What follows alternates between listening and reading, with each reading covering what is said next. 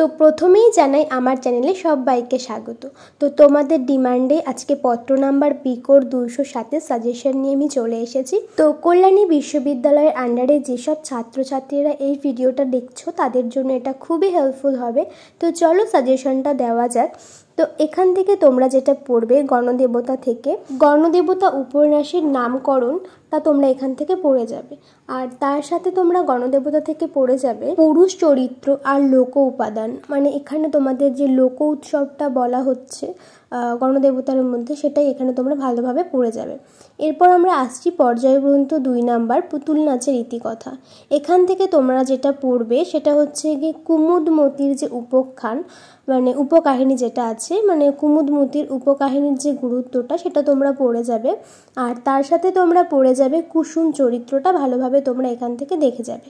আর যদি পারো তাহলে তোমরা পুতুল নাচের যে ইতিকথার যে নামকরণটা, সেই নামকরণটা তোমরা একটু ভালোভাবে দেখে যাবে।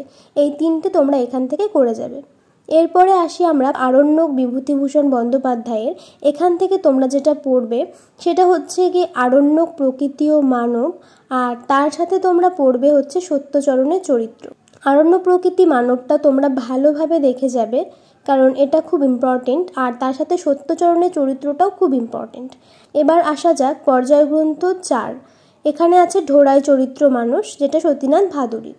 এখান থেকে তোমরা যেটা পড়বে, মানে চরিত্রটা তোমরা পড়ে যাবে। চরিত্রের মধ্যে তোমরা পড়বে ঢোড়াই চরিত্র, তার সাথে তোমরা পড়বে রামিয়া আর সাগিয়ার চরিত্রটা।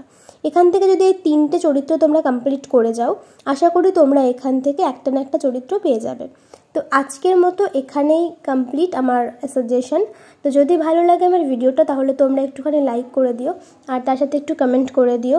আর তোমরা তোমাদের বন্ধুদের সাথে আমার ভিডিওটা শেয়ার করো। আর তোমরা আর কোন পেপারে সাজেশন চাইছো সেটা আমাকে কমেন্ট করে জানিও, অবশ্যই আমি সাজেশন দেওয়ার চেষ্টা করব। তো আজকের মতো বাই, আবার দেখা হবে নেক্সট কোনো ভিডিওর সাথে।